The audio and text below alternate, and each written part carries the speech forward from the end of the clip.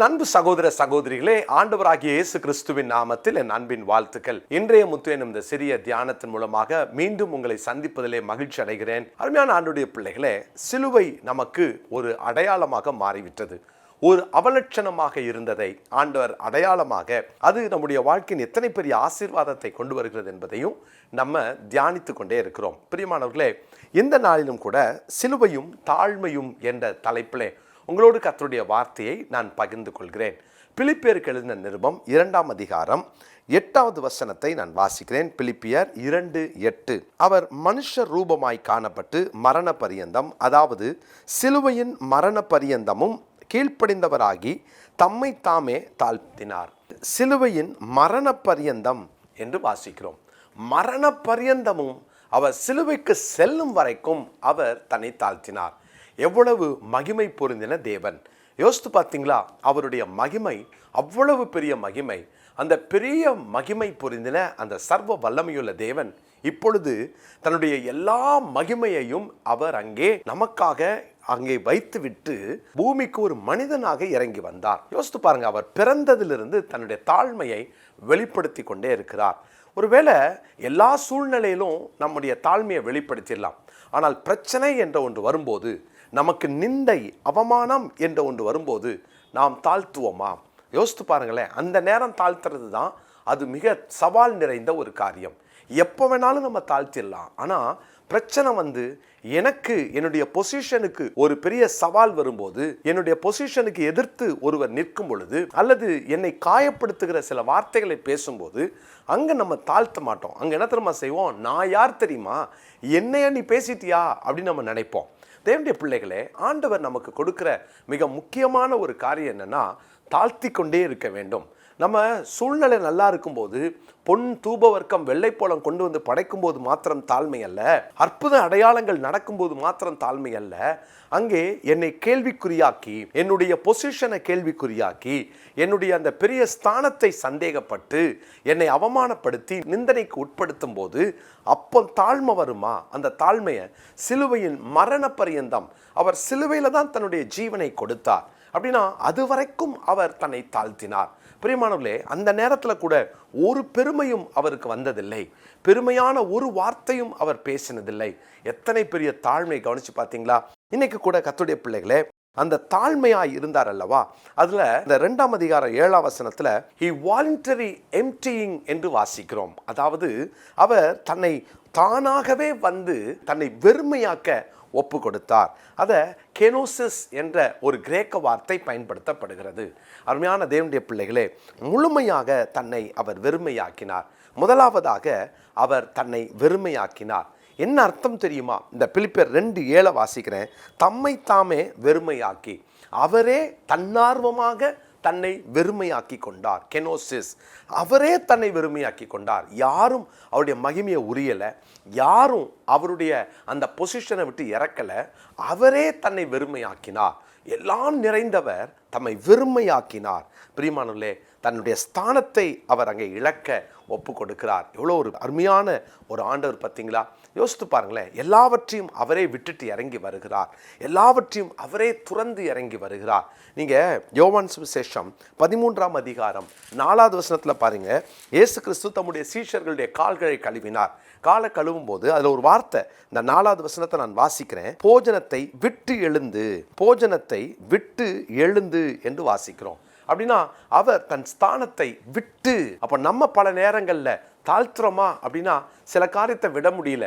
நான் யார் தெரியுமா அதில் நிற்கிறோம்ல, நான் எப்படிப்பட்டவா தெரியுமா, நான் எப்படிப்பட்டவன் தெரியுமா, என் ஜாதி என்ன, என் ஊர் என்ன, என்னுடைய பின்னணி என்ன, என் பணம் என்ன, என் படிப்பு என்ன, என் பட்டம் என்ன, இப்படியெல்லாம் நம்ம சொல்லிட்டு இருக்கிறோம்ல, நாம் தாழ்த்தாமல் இருக்கிறோமே.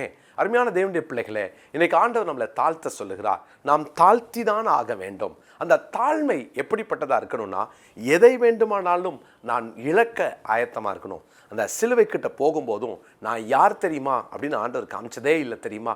அதுதான் தன்னை முழுமையாய் வெறுமையாக்கினார், தன்னார்வமாக வெறுமையாக்கினார். அதோடு கூட நிறுத்திடாம இந்த பிலிப்பியர் 2:7 நம்ம வாசிக்கிறோம். அவர் ஒரு புதிய கோலம் எடுக்கிறார். அதாவது அடிமையின் ரூபம் எடுத்து என்று வாசிக்கிறோம். அடிமையின் ரூபம், ஒரு புது கோலம், இதுவரைக்கும் இல்லாத ஒரு கோலத்தை ஆண்டவர் அங்கே ஏற்கிறார். யோசித்து பாருங்க, யார் அவர்? தேவன்.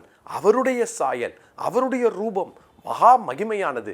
அதையெல்லாம் விட்டுட்டு மனுஷனை மீட்பதற்காக ஆண்டவர் ஒரு புதிய கோலத்தை அவர் ஏற்றுக்கொள்ளுகிறார். பிரியமானவர்களே, அடிமையின் ரூபம்தான் அந்த புதிய கோலம். யோசித்து பாருங்க, யார் அவர்? யாரும் விரும்பாத ஒரு ரூபம் இல்லையா? யாராவது நான் அடிமையா இருக்கிறேன் அப்படின்னு நினைப்பாங்களா? நான் எஜமானனா இருக்கிறேன், நான் வந்தா நான் தான் எஜமானனா இருக்கணும், நான் இருந்தா நான் தான் ஹெட்டா இருக்கணும், நான் தான் ஹை போஸ்ட்ல இருக்கணும், யாரும் எனக்கு இணையா வரக்கூடாது, எனக்கு பக்கத்தில் வரக்கூடாது அப்படின்னு பல நேரங்களில் நம் பொசிஷனை காப்பாற்றிக்கிறதுல ரொம்ப முதன்மையாக இருப்போம். ஆனால் நான் எப்பவுமே ஒன்றை கவனிச்சுக்கிட்டே இருப்பேன், எந்த ஸ்தானத்தையும் விட்டு எந்த ஒரு கடைநிலை வேலையும் செய்கிறவர்கள் தான் சரியான தலைமைத்துவத்திற்கு சரியான நபர்கள். எப்போதும் நாம் அதை மறந்துடக்கூடாது. இயேசு தானே சொல்லி கொடுத்தார், உங்களில் முதன்மையாக இருக்க விரும்புகிறவன் எல்லாருக்கும் ஊழியக்காரனாக இருக்க கடவன். அங்கே இருந்து தான் கர்த்தர் உயர்த்த வேண்டும், அங்கிருந்து தான் கர்த்தர் உயர்த்துவார். பிரியமானவர்களே, எப்போதும் அதை மறந்துடக்கூடாது. என்னுடைய ஆஃபீஸில் மேனேஜராக இன்னைக்கு இருக்கிற தம்பி யாருன்னு பார்த்தீங்கன்னா, அந்த தம்பியின் பேர் சுதர்சன். அவனுடைய வாழ்க்கை பார்த்தீங்கன்னா, எங்கள் ஆஃபீஸில் ஒரு ஆஃபீஸ் பாயாக உள்ள வந்த தம்பி, வந்து எல்லாத்தையும் சுத்தமாக்கணும், எனக்கு வேலையெல்லாம் செய்யணும், அப்படி வந்த தம்பி தான். ஆனால் கடைநிலை வேலையாக இருந்தாலும் சரி, ஒழுங்காய் உண்மையாய் செய்வான். கர்த்தர் அவனை ஆசீர்வதித்தார், அவனை உயர்த்தினார். படிப்படியாய் அவன் எல்லாவற்றையும் கற்றுக்கொண்டான். கற்றுக் கொடுத்தேன். அவன் ஒருவேளை சில நேரம் எனக்கு யோசிப்பேன், என்னடா யாராவது நிறைய பேர் சொல்லுவாங்க, பிரதர் ஊழியம் வளர வளர நீங்கள் ஏதாவது செய்யணும் பிரதர்.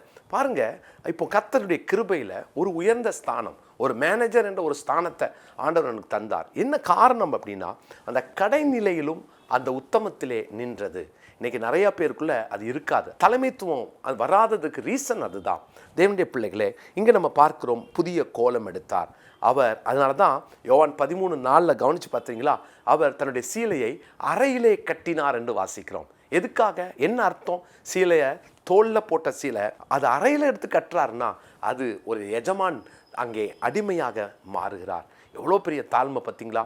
அது சிலுவையின் மரண பரியந்தம் தன்னை தாழ்த்தினார். மூன்றாவதாக பிலிப்பியர் 2:7 வாசிக்கிறோம், மனுஷ சாயல் ஆனார்.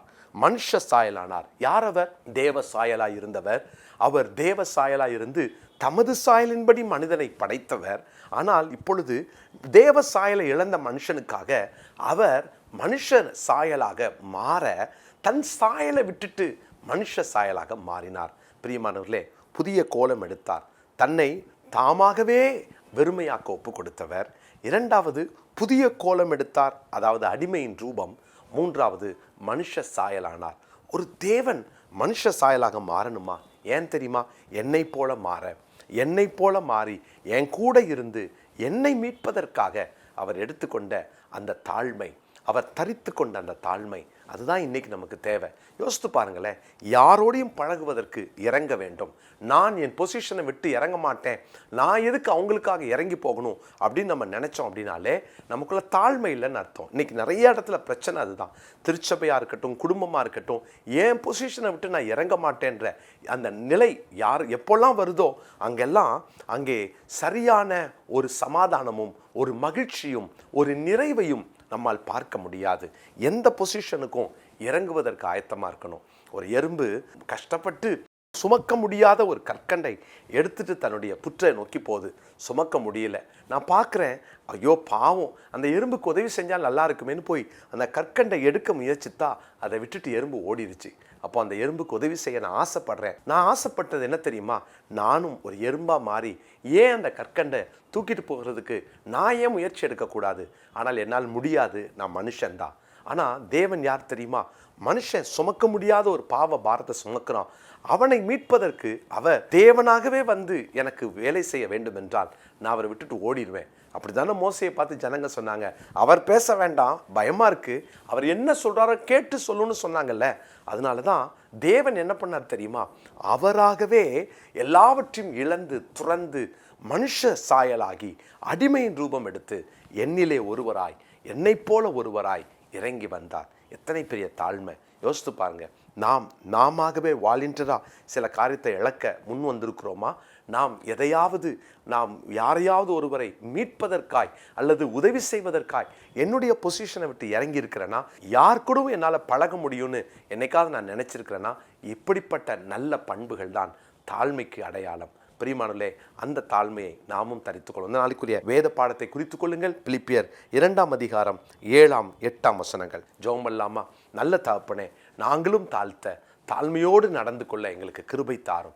நாங்களே எங்கள் வாழ்க்கையில் ஆண்டவரே எதெல்லாம் தாழ்த்துவதற்கு தடையாக இருக்குதோ அதை இழக்க, நாங்களே மனமு வந்து அதை இழக்க, தன்னார்வமாக இழக்க எங்களுக்கு கிருபை தாரும். ஆண்டவரே எங்களுக்கு உதவி செய்யும்.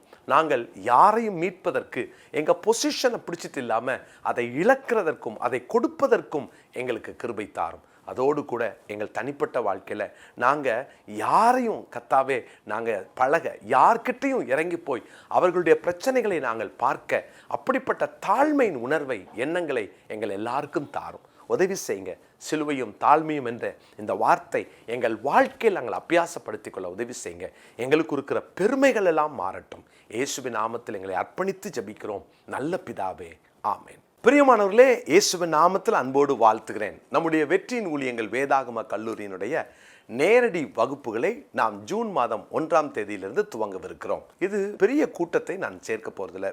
மிக சொற்பமான ஆட்களை வைத்து மினிஸ்ட்ரி, அட்மினிஸ்ட்ரேஷன், வில்லேஜ் மினிஸ்ட்ரி எல்லா ஊழியங்களையும் அவர்களுக்கு பழக்குவிக்க நான் ஆசைப்படுகிறேன். இதற்காக நீண்ட நாட்களாக ஜெபித்து ஆயத்தப்பட்டிருக்கிறோம். பிரியமானவர்களே, அவர்களுக்கு ஹிந்தி, ஆங்கிலம் போன்ற எல்லா மொழிகளையும் கற்றுக் கொடுத்து தேறின தேவ மனிதர்களாக இங்கேருந்து புறப்பட்டு போனோம். 3 வருஷத்தில் அவர்களை நல்லா எக்யூப் பண்ணணும் அப்படின்றது என்னுடைய ஆசை. இது சென்னையில் இருக்கவங்களுக்கு மாத்திரம் வந்துட்டு போகிற மாதிரி இந்த கல்லூரி இருந்தாலும், மற்றவர்கள் எல்லாரும் அவர்கள் நிச்சயமாக வந்து தங்கி இருக்கிற மாதிரி தான் இந்த கல்லூரி அமைக்கப்பட்டிருக்கிறது. எனவே ஆயத்தப்படுங்க. தரிசனம் உள்ளவங்க மட்டும்தான் இந்த கல்லூரியில் இடம். ஏன்னா அதற்கான நிறைய இன்டர்வியூஸ் எல்லாம் நீங்கள் பாஸ் ஆனால் தான் உள்ளே நாங்கள் சேர்ப்போம். வேலை இல்லை, படிப்பு ஏறலை, அடங்க மாட்டேங்கிறான், அதனால நான் சேர்க்குறேன் அப்படின்னு தயவுசெய்து யாரையும் சேர்க்காதீங்க.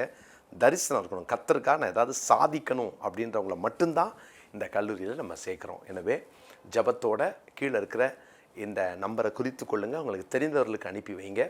நிச்சயமாய் இது அவர்களுக்கு ஆசீர்வாதமாய் அவர்கள் எதிர்கால ஊழியங்களுக்கு மிகுந்த பயனாக இருக்கும். God bless you.